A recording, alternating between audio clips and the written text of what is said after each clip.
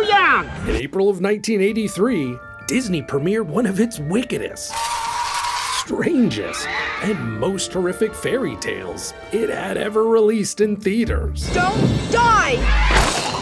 But the real horror of Something Wicked This Way Comes is what happened behind the scenes. And the four fateful words, spoken almost 20 years earlier, from none other than Walt Disney. Nothing has to die.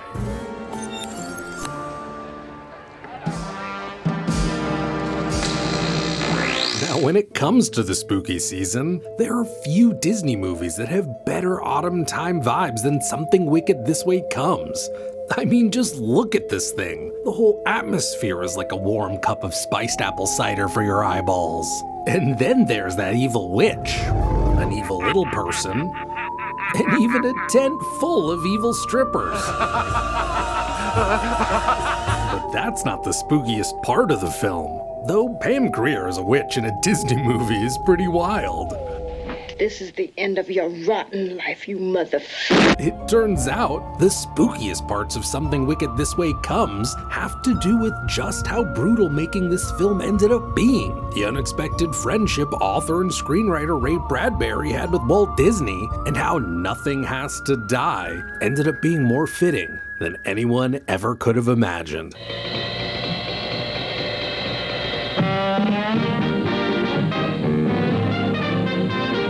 Are you a Ray Bradbury? Yes, sir. What kind of a job do you have, Ray? I'm a writer. What kind of a rider? Pony Express, a motorcycle, or what? Writer, W-R-I-T-E-R. Oh, it's very refreshing. A writer who can spell.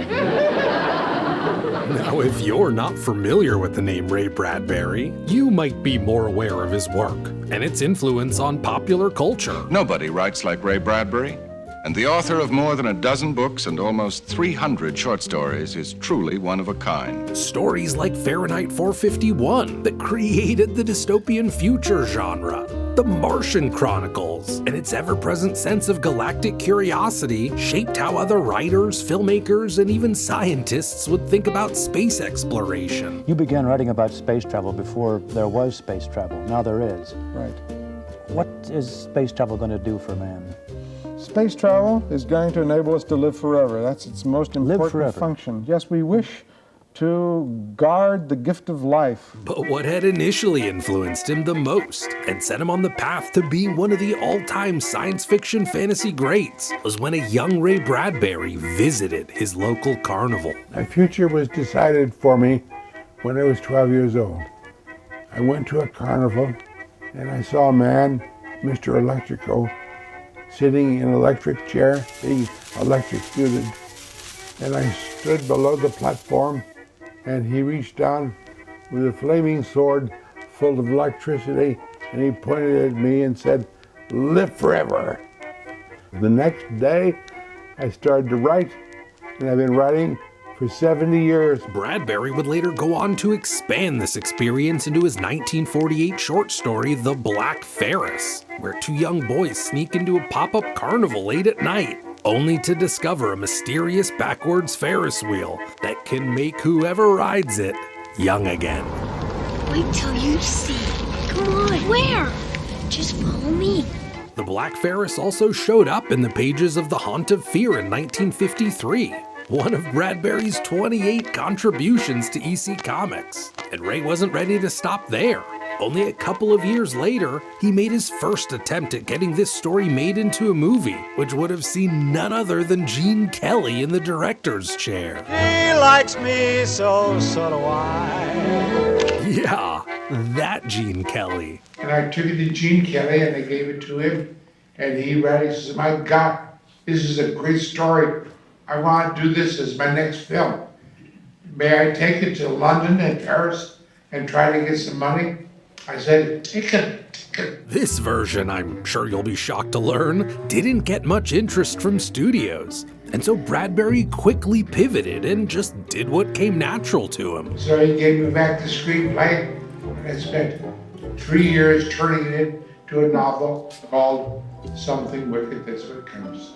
The novel took the basic concept of the Black Ferris, mainly the kids, the carnival, and the age-reversing attraction, and made a few alterations while expanding on the core themes. We now had a carousel in place of a Ferris wheel, more characters like the evil Dust Witch, a deeper and more direct battle between the innocence of young friendship and the evils of Mr. Dark. And most interesting, the story now delved into the anxieties of growing up, the fear of losing one's abilities, and the temptations of eternal youth. Yes, please. Please.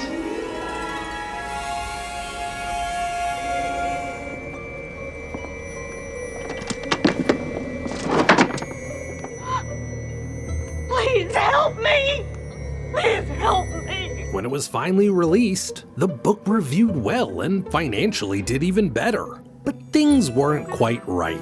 The young protagonists, the Dust Witch, Mr. Dark, this didn't feel like their final resting place. Ray wasn't exactly sure when or where or how it was gonna happen, but he had determined that a film version would get made because there was just no way that he was gonna let his cinematic vision for Something Wicked This Way Comes ever die. I encouraged the WED people, the Disney people, over the years to bring their robots and their computers and their plans and apply them to the problems of the small town. And when Uncle Walt was alive, I said to him once, "Walt, I wish you would run for mayor of Los Angeles." And he said, "Ray, why should I be mayor when I'm already king?" A couple of years after Something Wicked had been published, and about 10 years before all the drama surrounding the film would even begin, Ray Bradbury caught a glimpse of the future. A future which would involve him leaving today and entering the world of yesterday, tomorrow, and fantasy. I was Christmas shopping one day about 40 odd years ago. I was in a department store and I saw a man coming across the store with a huge load of presents in his hands and his head tucked over the top. And I looked at his face, I said, "My God, that's Walt Disney, my hero." I admired him since I was 8 years old. So I ran over to him and I said, "Mr. Disney?" He said, "Yes." He said, "My name is Ray Bradbury." He says, "I know your books." I said, "Oh, thank God." He says, "Why thank God?" I said, "Because someday in the near future, I want to take you to lunch." And then he said, "Tomorrow." Ray Bradbury and Walt Disney would get together for lunch the following day, and many days after that. They would sit in Walt's office, bonding over growing up in small-town middle America, sharing ideas for things that would never see the light of day, talking about the future and how bright and exciting it seemed to them. I went for lunch one day. He said, "Wait a minute, I got something to show you." So he took me out on the lot. He showed me the new hippopotamus. They're working on a new Lincoln robot. He had to show me that. And the People Mover. And it was during one of these get-togethers in Walt's office, where the walls were covered with plans and blueprints for the 1964 World's Fair and the Florida Project, that Disney turned to Bradbury and echoed an idea that had been haunting Ray since he was 12 years old. Nothing has to die. For Walt Disney, these words were a reference to the fact that all of those amazing World's Fair buildings and attractions of the past had always been demolished afterwards. This time, though, he had other plans. Not only would most of his attractions from the 1964 World's Fair be relocated to Disneyland, where guests could enjoy It's a Small World, the Carousel of Progress, and great moments with Mr. Lincoln whenever they wanted. But there was also that Central Florida concept involving an experimental prototype community of tomorrow. For Walt, the opportunity to have his own permanent World's Fair quickly became the inspiration for the project. For Ray Bradbury, though, the idea that nothing had to die had been tugging at him from his past. But it was about to carry both him and eventually Something Wicked This Way Comes far into the future. You know, one of the great pleasures I had 18, 19, 20 years ago is going out to Disney Studios and having lunch with Uncle Walt. And one day he said to me, "You know, the horrible thing about World's Fairs is what?" And I said, "The horrible thing is the year after they open, they tear everything down."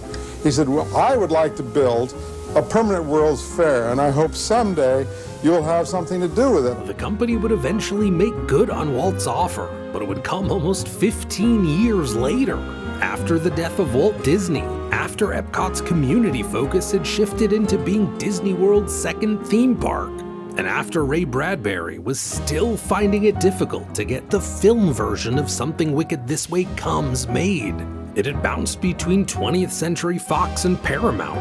At various points, Kirk Douglas was attached to it, and Steven Spielberg even showed interest, but it just couldn't get off the ground.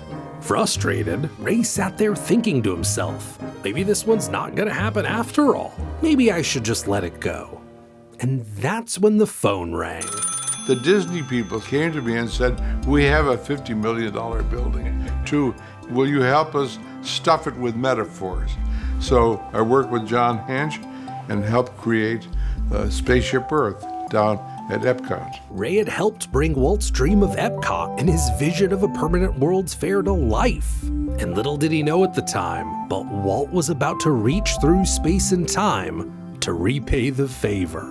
At this point, Disney was being run by Walt's son-in-law, Ron Miller. And just as Ray had helped fulfill part of Walt's legacy, he was ready and willing to return the favor. And so in 1981, the Walt Disney Company announced that it had acquired the rights to Something Wicked This Way Comes, and that it would immediately head into production with Ray Bradbury as the screenwriter.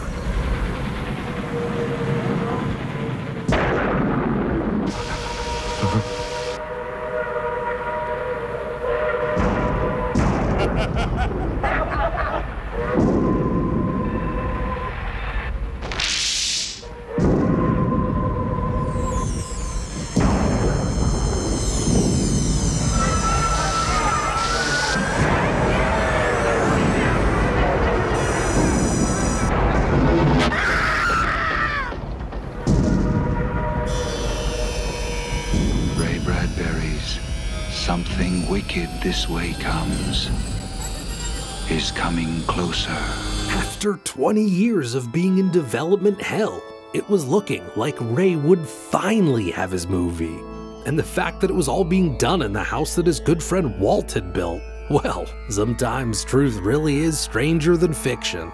But like all good stories, things were about to get a whole lot worse before they'd reach their final destination. One of the last steps in the making of a film is the recording of the music.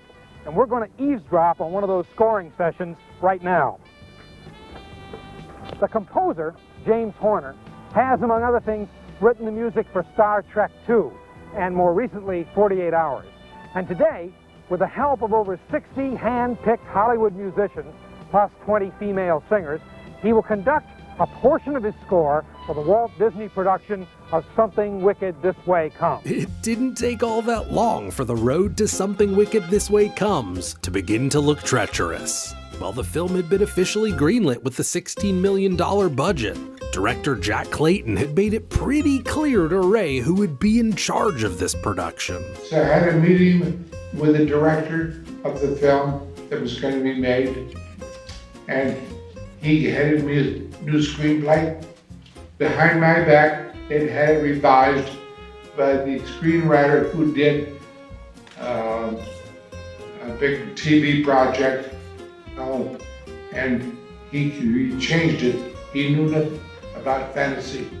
And I looked at the screenplay, and I brought 25 suggestions to the new producer, Jack, and he gave my criticisms, and he threw them back at me. He said, completely unacceptable. As it turned out, much of the push for this rewrite came directly from the studio, who was beginning to get a little nervous about the darker tone of this film. You see, in the early 1980s, Disney had launched what they had dubbed their new look, the goal being to perform a soft reboot of the brand by introducing a more diverse slate of films that were darker, Get out of my way! edgier, What could the two giant melons be? and more modern. Though by the time Something Wicked This Way Comes entered production in late 1981, it was pretty clear that this new look was not catching on with audiences. And so rather than push ahead with the numerous cinematic visions that they currently had in the works, Disney retreated and attempted to soften up just about everything. So I kept warning the studio they were going to make a film that wouldn't work. And I went on the set almost every day for 6 months. I watched them doing everything wrong. I kept warning them. I said, don't do this. It's not going to work. Things are missing. None of this, of course, stopped Disney from moving ahead with their chopped up and watered down version. That is, until Something Wicked This Way Comes was just about done, and had a preview screening for the cast, crew, the executive team, and everyone's family. And we ran the film, and it was no good. No good, no good. And the audience was dead. No applause, nobody liked it. And my daughters called me the next morning, and they said, Daddy, what's going to happen next? I said, I don't know, but I'm waiting for the studio to call me. And that's exactly what they did. So 3 days later, the studio called me and said, Ray, will you come in? I said, yeah, I sure as hell will. And I went into the office at the head of the studio. He said, don't tell us you told us so. I said, there's no time for that. Put me in charge. Let me write the narration, get rid of the music. The music is no good. Throw all the music out, get a new composer, and do a new score for the film. Let me edit the film for you. It's too long. Let me meet with the film editors, and because there's a lot that doesn't work, I'll cut that out of the film. And there are missing scenes, I'll put the back scenes for you. So I became the director of the film. This massive reconstruction of the film cost Disney an extra $4 million and delayed it by more than 5 months. In total, more than half of the film was in some way reworked, and the final cut was completed right before its new premiere date. And at the end of 6 months, we put on the new film version, and by God, the damn thing worked. Sadly, at the time, both critics and audiences did not agree. While there were a handful of high-profile reviews praising the film's tone and style and romanticism of small-town America, there were even more that felt that the film was overstuffed and just didn't live up to the book that it was based on. Audiences were also confused by what exactly they were getting, which resulted in Something Wicked only lasting about a month in theaters before being pulled. And in that time, it only managed to collect less than half of its $20 million production budget. For Ray Bradbury, though, this wasn't just another one of his many book adaptations that proved difficult to make and didn't perform especially well at the box office.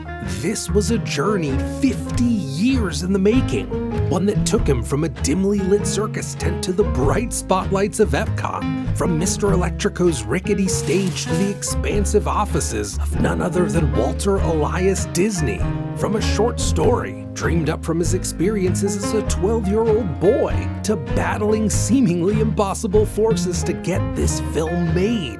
No matter what critics thought or what the box office returns were, Ray Bradbury had succeeded. And as is ever so often the case with a film like this, Something Wicked This Way Comes has refused to die and has slowly and surely built up a sizable fan base.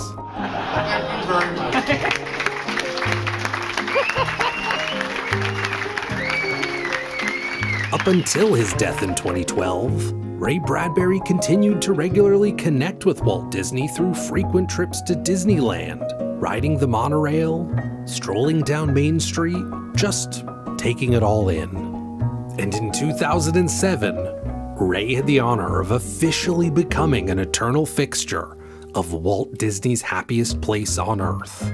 To celebrate the 35th anniversary of his book, The Halloween Tree, the Walt Disney Company installed their own Halloween tree in Frontierland, forever connecting Walt and Ray in a way that anyone can visit each and every Halloween season.